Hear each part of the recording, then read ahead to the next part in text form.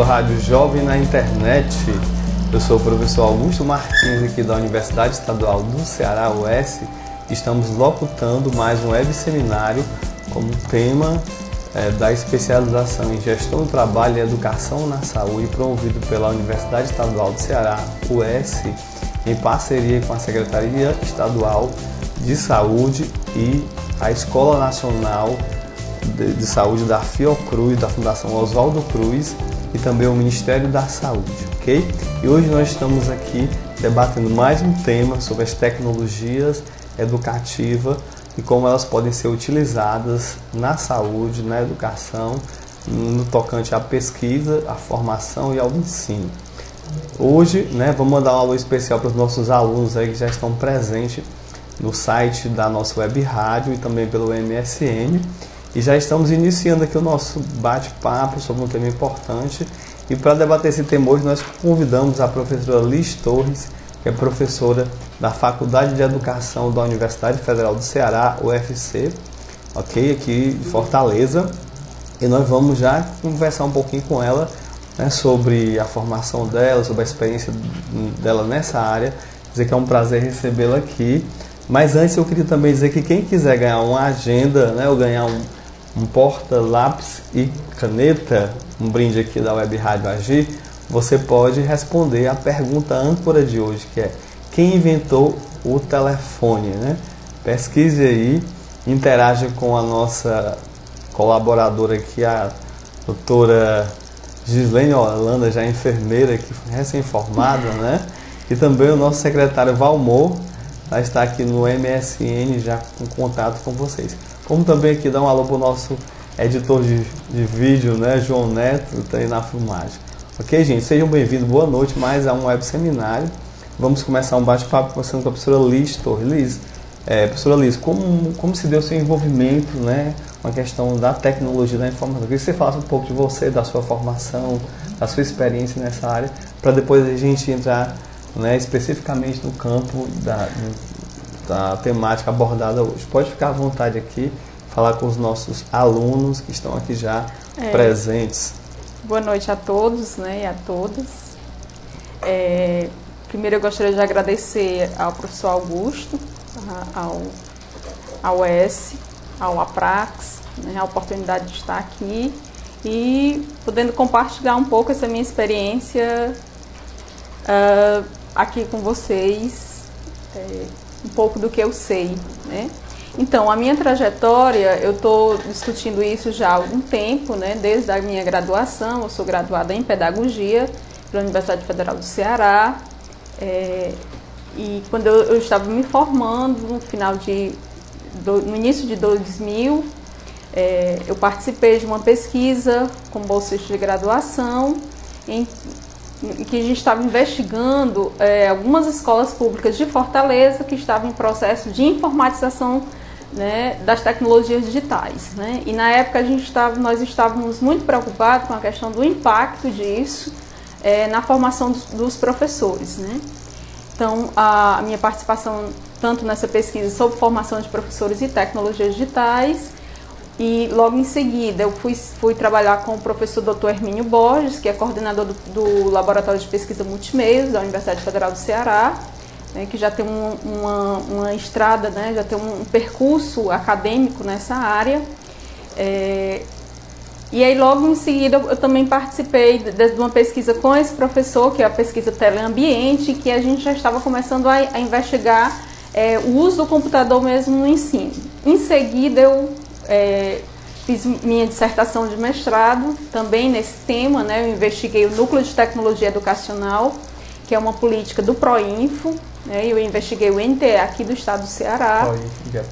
O Proinfo, que é o Programa de Informatização das Escolas Públicas, então quem quiser acessar, só é colocar no site do MEC, Então, assim, o Proinfo, a gente diz que o Proinfo é o carro-chefe das políticas de informatização das escolas hoje, o que a gente tem no MEC foi quando é o que realmente dissemina em todo o Brasil, todo estado brasileiro tem um núcleo de tecnologia educacional que é encarregado de disseminar isso nas escolas públicas, a utilização das tecnologias digitais.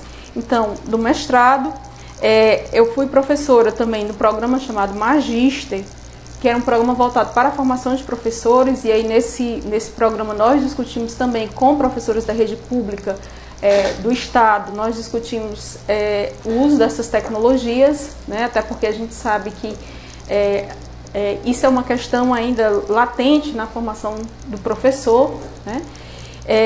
Logo quando eu terminei o mestrado, eu passei no concurso para a Universidade Federal de Campina Grande, e aí fui investigar isso também no estado da Paraíba, como professora dessa área, né? E aí eu trabalhei com 21 municípios do Alto Sertão da Paraíba, e aí a gente começou realmente a observar do quanto essa questão das tecnologias da informação ainda era algo novo, né, para os processos formativos, não só na área de saúde, como também na área de educação, né? Inclusive no estado da Paraíba, quando eu trabalhei no Centro de Formação de Professores, que tinha, por exemplo, curso de enfermagem, e havia um total desconhecimento dos professores, né, em relação à utilização dessas tecnologias na formação dos alunos, né? Logo em seguida, recentemente estou trabalhando na Universidade Federal do Ceará, no curso de Pedagogia Presencial, na licenciatura presencial do curso de Pedagogia. Trabalho com a disciplina de Educação à Distância e também novas tecnologias na educação, né? Também sou aluna do doutorado da Faculdade de Educação, programa de pós-graduação, sou orientanda do professor Dr. Hermínio Borges, estou no Laboratório de Pesquisa Multimeios novamente, como pesquisadora, coordeno um projeto de extensão vinculado ao Portal do Professor, né, que é um site, né, em que nós produzimos aulas para o Portal do Professor. Aqui no caso são várias equipes no Brasil que produzem aula para o Portal do Professor, e aqui nós produzimos aulas para o Educação Infantil, o Ensino Médio e a modalidade e para o meio ambiente. Então, também já trabalhei no curso de Pedagogia Semipresencial do Instituto UFC Virtual.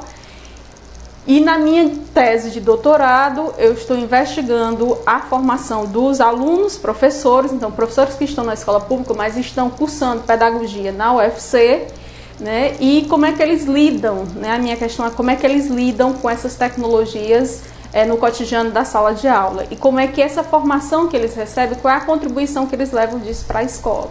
Então, eu costumo dizer que eu já estou fazendo aniversário de 11 anos nessa estrada, né? Porque eu comecei em 2000, nós estamos em 2011, né? E aí dada a velocidade das informações, né, a gente está sempre, né, aprendendo cada vez mais, né? Então, por exemplo, hoje já está lidando com a rádio, né, a web rádio, né, no formato já digital, né? E eu gostaria assim, de parabenizar o UES, porque eu acredito que é uma iniciativa, né, aqui da UES, né, do curso de enfermagem. O que a gente conhece por aí afora, pelo menos do que eu conheço, são cursos de especializações na modalidade à distância, mas que não usam ferramentas, por exemplo, assíncronas, né, que no caso aqui nós estamos utilizando uma ferramenta que tem uma característica da tecnologia digital, que é o tempo real, né? Nós estamos trabalhando com tempo real, nós estamos compartilhando informações em tempos reais, né? À medida que vocês vão utilizando o MSN, nós estamos compartilhando informações, nós estamos trabalhando com hipertexto também, que é uma característica, né, que o Pierre Levy apresenta, que é dessa nova realidade, que são essas possibilidades da gente estar criando texto a partir do que a gente escuta, a partir do que a gente acessa, né, em qualquer lugar, né? Porque eu digo sempre que hoje a gente não precisa mais necessariamente ir para a escola, né, para buscar o conhecimento, né? Então, assim... Isso aí, doutora Liz, bom escutá-la sempre, aprender mais, né? Então, temos muito a conversar, a debater. Eu queria lembrar os nossos alunos que já estão presentes aí, eu quero, na verdade, fazer uma referência ao nome de todos eles, que já estão presentes aqui no nosso canal de comunicação, né, democrático e digital da UES com a sociedade civil, porque tem uma representação também através da Associação dos Jovens de Irajá e articulada aqui com o nosso laboratório e a Pró-Reitoria de Extensão para fazer esse diálogo, a formação e a democratização do saber que nós tanto queremos, tanto produzimos aqui. Bom, para começo de conversa, eu vou mandar um alô especial para Adriana Rodrigues, Arandice Arline, Silvinei Sobrinho, a Michele Rocha, José Medeiros, né? A Márcia Veiga, a Regina Cláudia, a Germana Viana, a Adriana Diniz, e já estão marcando presença aí no MSN. Para quem não está no MSN, o MSN é juventude@agi.com.br, certo? E também você pode deixar o seu comunicado no mural de recado do site, que é o www.us.agi.com.br. Convide os seus amigos do MSN, do Twitter, do Facebook, do MySpace, do Orkut, das redes sociais, para debater um tema tão importante e com uma convidada tão especial, né, como ela mesmo falou, tem uma experiência muito consolidada nessa área, portanto vamos aproveitá-la aqui para construir esse saber e dialogar um pouco mais. Mas se você também quiser ganhar, né, um estojo de uma caneta, lápis e réguas, né, e também uma agenda, tá certo? Nós vamos estar sorteando ao final deste web seminário, para quem responder corretamente quem inventou o telefone. Se comunique aí com a gente, responda, né, que ao final a gente vai sortear. Lembrando que você pode fazer perguntas para a nossa convidada, né? Eu acho que esse é um momento de fazer um aprofundamento, já que estamos trabalhando o conteúdo da especialização referente à gestão da educação, né? E estamos diante de realmente de uma tecnologia da inovação digital que está nos permitindo, de vários territórios, fazer esse diálogo, construir esses saberes e trocar experiência. Ok? Então, professora Liz Torres, vamos aqui conversando. Queria que você falasse um pouco da importância que tem da gente discutir o tema, as tecnologias educativas aplicadas à saúde e à educação. Tá? Qual a relevância desse tema para a gente começar aqui o nosso primeiro bloco? Bom, assim, eu penso que a primeira questão, professor Augusto, é a gente pensar que assim, nem toda tecnologia, né, ela é educativa, né, ela tem um fim educativo, né? Se a gente for pensar, né, quando se fala em tecnologias educacionais, né, ela foi muito confundida durante muito tempo na escola com instrumento, né? Então o giz é um instrumento do professor, né, um recurso. O mimeógrafo, durante muito tempo, foi um recurso, né, utilizado por grande parte dos professores. A régua e compasso ainda é muito utilizado por alguns professores, né, e no caso a régua e compasso, ela ajuda no sentido de que o professor normalmente da área de exatas, ele usa a régua e compasso para tornar concreto uma situação abstrata, né, para exemplificar um conhecimento abstrato, né. E aí, no caso, a gente tem o giz, tem o mimeógrafo, né? E aí a gente vai ver que, assim, isso, na verdade, eram somente instrumentos, né? O que, na verdade, caracteriza a tecnologia educacional, que a gente vai ver, né, na história da educação, né, é a questão mesmo do primeiro, que essa experiência que eu conheço, que é com o uso do rádio, né, nos processos, na formação de professores no estado da Paraíba, né? Então cada professor era o chamado professor leigo, que recebia um rádio a pilha, né, e acompanhava essas aulas diariamente, recebia o material, e essas aulas eram acompanhadas em casa, né, em casa. Cada professor recebia o seu kit para acompanhar essas aulas. Em seguida, a gente tem também, né, e a gente não pode deixar de esquecer, aliás, de colocar aqui, que eu sempre gosto de frisar, que assim, falar em tecnologias é falar também no ensino assistido por TV. Né? Ensino assistido por TV. Ensino assistido por TV, né? Que aqui no Ceará a gente data, por exemplo, de 74, e o Ceará é uma referência em ensino assistido por TV. E a grande questão na época era assim, TV ensina? Né, que é um pouco do que a gente pode trazer hoje, né, o grande questionamento em relação ao uso do computador. O computador ensina, né? Então, aqui no Ceará nós tivemos o sistema, até o final da década de 90, nós ainda tínhamos o estado do Ceará, algumas escolas do estado tiveram que aderir ao sistema de TV, né? Eu estou falando assim de tecnologias que são utilizadas, que a gente com certeza coloca como processos formativos, né? Então a TV, né, a ideia é que a TV fosse inicialmente o teleensino ele foi pensado para aquelas comunidades em que, por exemplo, o professor não conseguisse chegar, né?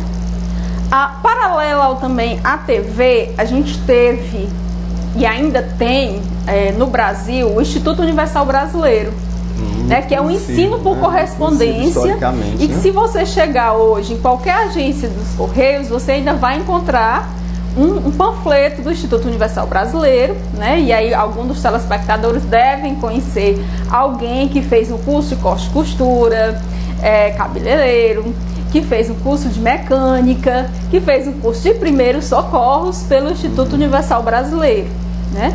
Tanto que assim, o Instituto, eu digo, foi durante muito tempo o Instituto foi encarregado de certificar grande parte da população brasileira, né?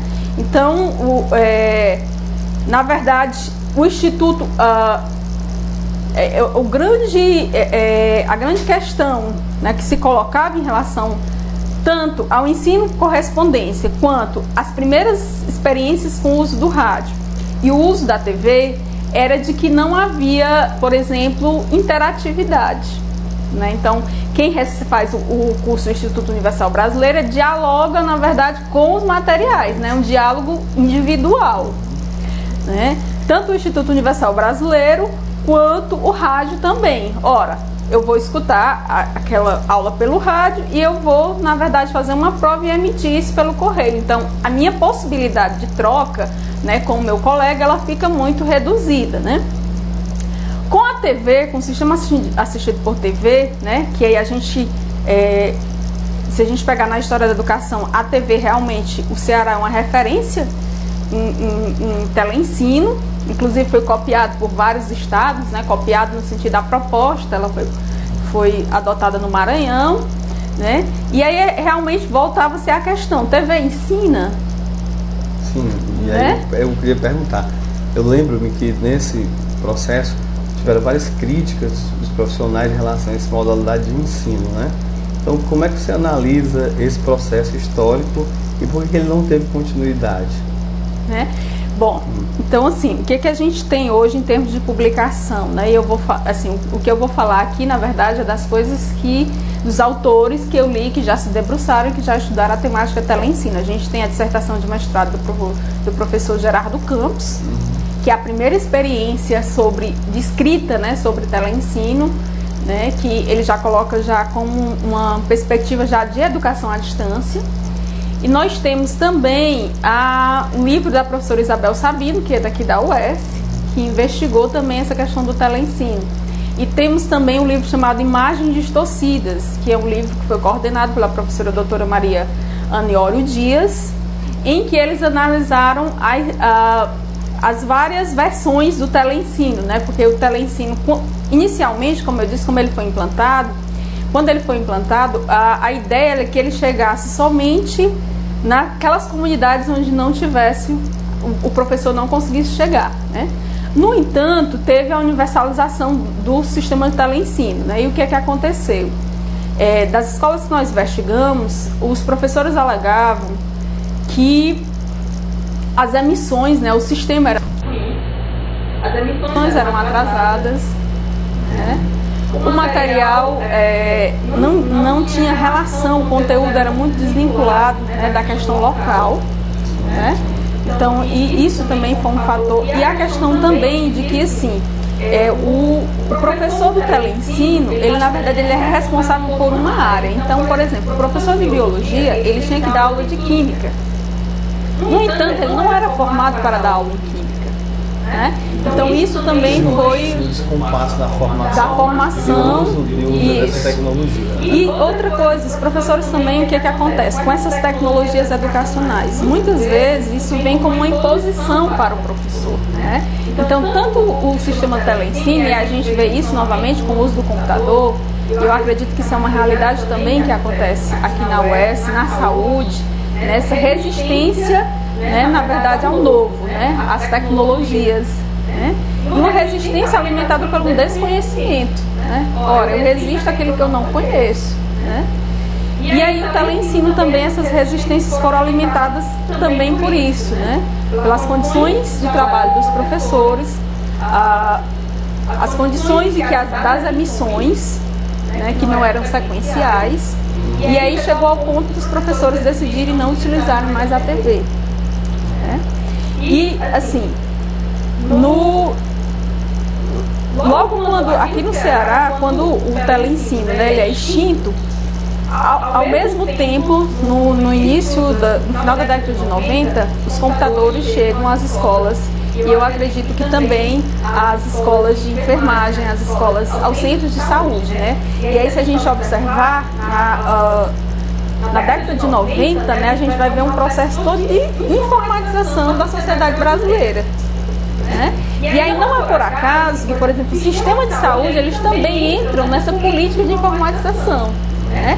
Porque, coincidentemente, o Brasil tentava se inserir numa política de consumo. Porque até então, o que a gente consumia de tecnologia, né, os computadores, da IBM, então nós éramos consumidores de tecnologia, né, nós não éramos produtores de tecnologia. Então, se você observar nos hospitais, se você observar nos espaços, né, da academia, né, nas universidades, né, você começa a observar que os computadores, eles começam a chegar, né?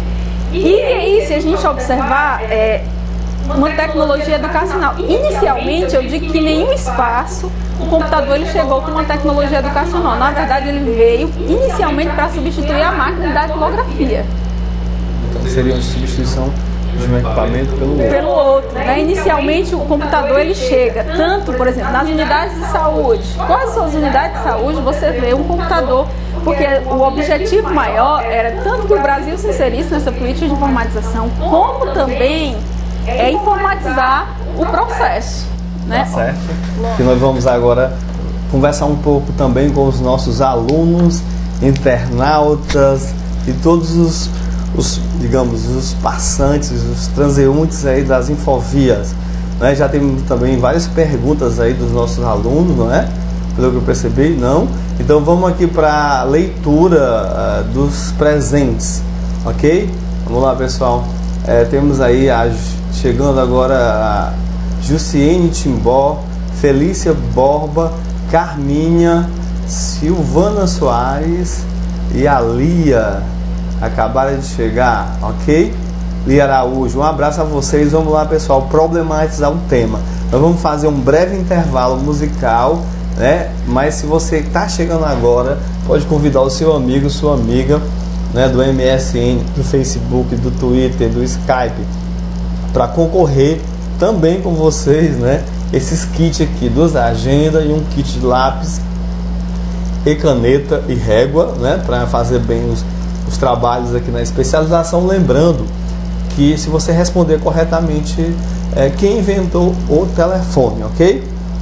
Então, pessoal, vamos para o intervalo musical. Vamos tocar uma música especial aqui, que é a música da Tina Charlie, I Love to Love, né? Música aí que foi compilada pelo nosso editor de vídeo, João Neto.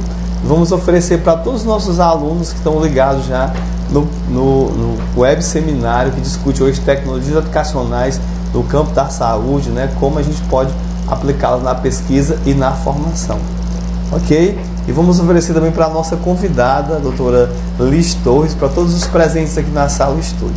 E não saia daí, daqui a pouco a gente volta com mais tecnologias educacionais na saúde.